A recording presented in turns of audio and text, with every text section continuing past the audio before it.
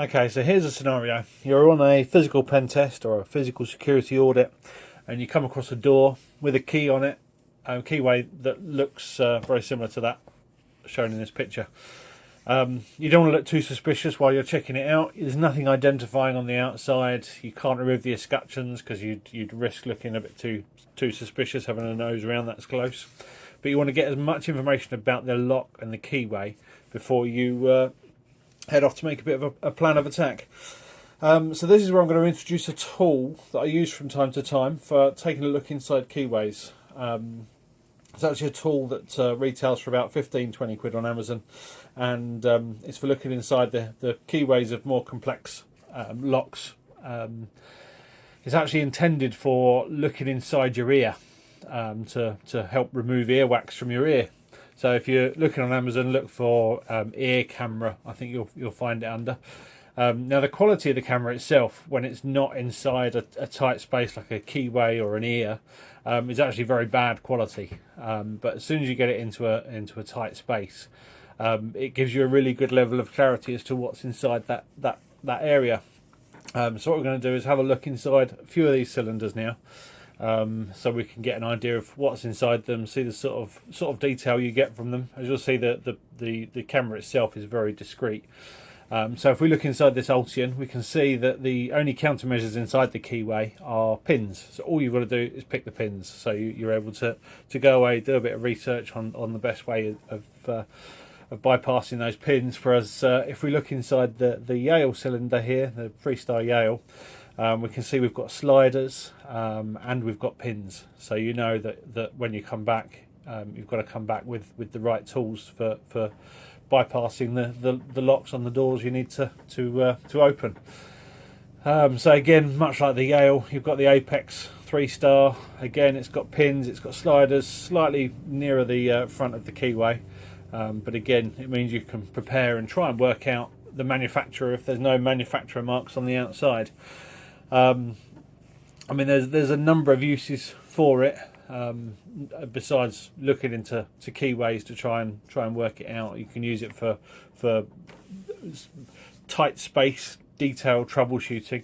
Often use it for seeing as to why a lock isn't working. I was actually told about this camera by a locksmith friend of mine, and he introduced it as a smart bud. The smart buds are probably the original ones. They're a bit more expensive than the cheap knockoffs on Amazon, but the cheap knockoffs do the job just fine. So another use case would be for mortice locks. So as you see here, we've got a nice solid door. We've got a standard Euro cylinder. We've got keypad entry. And as you'll see right at the top of the door, it's not very easy to see. It's actually got a couple of mortice locks which are used to secure the door when the premises isn't occupied. So I'll just do a closer shot of where the two mortice locks are.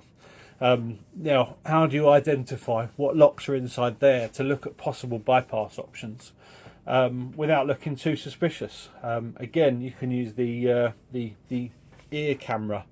So you can put the ear camera inside. Now I'm just going to show you the other side of that door so you can see how the mortice locks appear from both sides. So you'll see at the top of the door there, you've got the holes for the mortice locks, so it can be locked internally and externally. Again, I'll do you a close-up of that door, and so you can see where the locks appear. But you stick a little ear camera in those holes, you can get a lot of information about the locks inside. So I'll show you how the mortice lock appears when you stick the ear camera inside. So here we're going into a mortice lock. We can see the colour of it, we can see if it's got a hard plate, we can see if it's a curtained lock or an uncurtained lock, we can see if there's a key in there, we can see the gauge of the keyway, and we can get a pretty good idea as to how we might be able to attack that. I mean, it could be a really poor 2 or 3 lever lock, it could be a really secure British standard 5 lever lock, but being able to very quickly and discreetly obtain that information will give you a bit of a steer as to how you might go about attacking that door. and hopefully me introducing this tool to you. It's not a new tool by any means. It's just it's something that I don't really see many people talking about or using, so I thought it was worth doing a video on it. But hopefully it's useful to someone, and any questions, give me a shout. Thanks.